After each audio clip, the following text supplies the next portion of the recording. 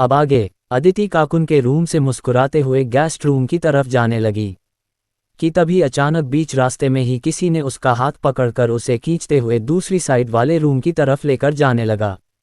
उस आदमी के इतना कस के पकड़ने के कारण आदिति को अपने हाथों में दर्द होने लगा था।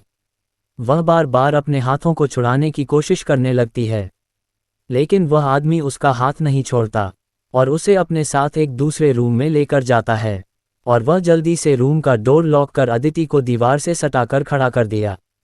इससे पहले कि अदिति कुछ रिजेक्ट करती, वह बिना वक्त गवाए उसके होठों पर अपने होंठ रखा उसे बहुत रूडली किस करने लगता है। आदिति बार बार अपने आप को उस इंसान से छुड़ाने की कोशिश करने लगती है और उसके सीने पर अपना एक हाथ रख उसे खुद से दूर कर धकेलने लगती है।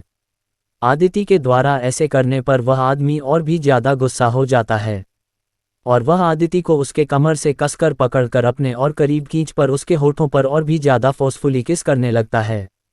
वह उसे किस करने के साथ साथ उसके होठों पर बाइट भी कर रहा था, जिस कारण अदिति को अपने होठों में बहुत ही ज़्यादा दर्द महसूस होने लगता है।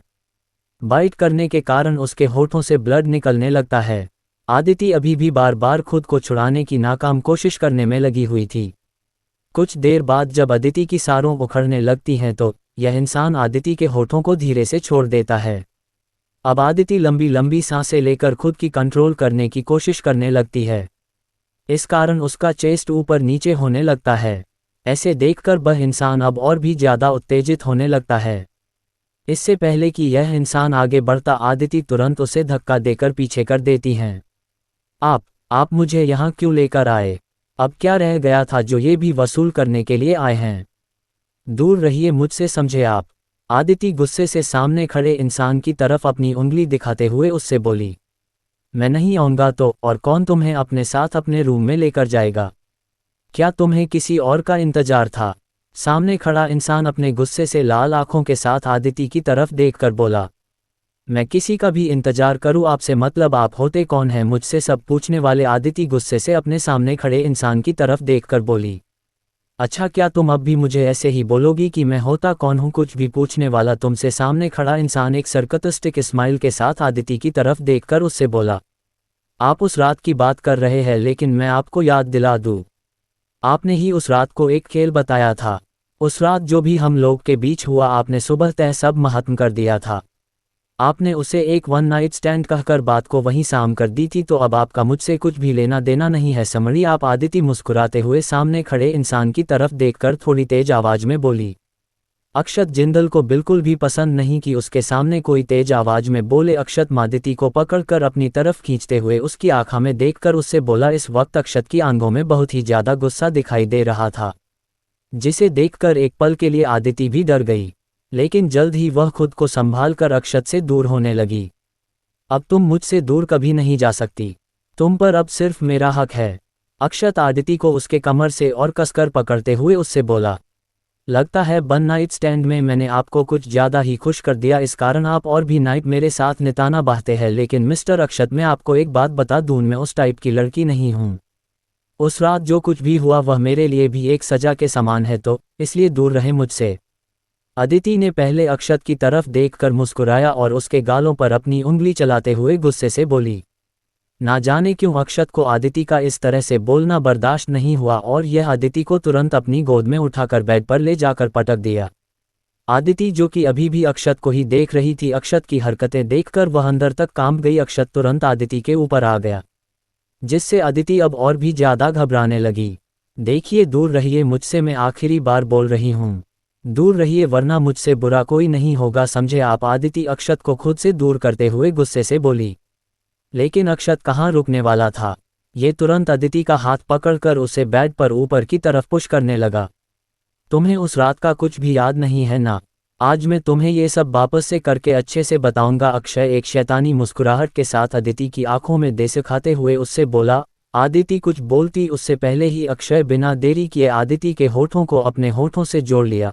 वह उसके होठों पर बहुत ही डीपली किस करने लगा। आदिति बार बार खुद को अक्षत से छुड़ाने की कोशिश करती है, लेकिन अक्षत था कि उस पर आज जुनून सवार हो गया था। वह आदिति के होठों को बड़ी बेरहमी के साथ घूम रहा था और लगातार उसके होठों पर बाइट भी कर रहा था।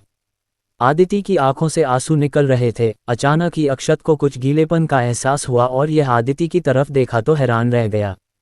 अदिति का पूरा चेहरा आंसुओं से भरा हुआ था। वह डर से कांप रही थी। अक्षत जल्दी से आदिति से दूर हुआ, अब उसे खुद पर ही गुस्सा जा रहा था। वह गुस्से से सामने की दीवार पर एक जोर का मुक्का मारा, फिर वह तुरंत आदिति की तरफ बिना देखे रूम से बाहर निकल गया। आदिति वहीं बेड पर लेटे हुए लगातार रोपे जा रही थी। उसकी आंखों से आंसू रुकने का नाम नहीं ले रहा था। I hate you mister Akshat Jindal, I hate पू। मैं तुम्हें कभी माफ नहीं करूंगी, कभी भी नहीं। अदिति रोते हुए गुस्से में खुद से बोली और रोते रोते ही ना जाने कब उसकी आंखें लग गई, उसे पता भी नहीं बला। वही अक्षत रूम से बाहर आकर कबीर के विला में ही बने एक छोटे से बार में जाकर ड्रिंक करने लगा। ड्रिंक करते हुए भी उसकी आंखों के सामने बार बार अदिति का आंसुओं से भरा चेहरा ही दिखाई दे रहा था।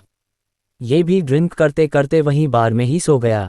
कबीर का रूम। कबीर रूम लॉक करके धीरे धीरे बेड की तरफ बढ़ने लगा, जहां पर काकून एक नई ननेली दुल्हन की तरह बैठी हुई थी। कबीर धीरे से कामून के पास आकर उसके बेड पर बैठ गया और उसके झुके हुए चेहरे को अपने एक हाथ से ऊपर किया, फिर बहुत ही ध्यान में उसके चेहरे को देखने लगा। वो एक तक लगातार काकून के चेहरे को ही देखे जा रहा था। आप ऐसे क्या देगा रहे, मुझे कुछ बोलेंगे नहीं आप? काकून धीरे से घबराते हुए कबीर की तरफ बिना देखे ही उसमें बोली। देख रहा हूं कितनी मासूमियत है इस चेहरे पर, अगर कोई भी इंसान देखे तो इस मासूम चेहरे पर फिदा होने से खुद को रोक ना पाए। कबीर काकून की तरफ देखते हुए शांत भाव से बोला। काकून कबीर की बातें सुनकर शर्म से गाद में सिमटने लगी। कबीर अभी भी लगातार काकून को ही देवा रहा था। देखो कितनी शर्मा रही हो तुम, अब अपनी शर्म हया को छोड़ी और खुशी मनाओ। आखिरकार तुमने मुझ जैसे अमीर लड़के को जो अपने प्यार के जाल में फंसा लिया। कबीर अपने सख्त आवाज में काकून की तरफ देखकर उससे बोला। ये कैसी बातें कर रहे हैं आप? काकून हैरानी से कबीर की तरफ देखकर उससे बोली। क्यों, ऐसी कौन सी गलत बात बोल रहा हूं मैं? सही जो बोला मैंने। तुम जैसी लड़कियां सिर्फ पैसे वाले लड़कों के साथ एक रात बिताकर उन्हें अपने जाल में फंसा लेती है। कबीर काकून के गालों को अपने एक हाथ से पकड़कर उसे दबाते हुए गुस्से में बोला। काकून तो बस हैरानी से कबीर को ही देखे जा रही थी। To be continued.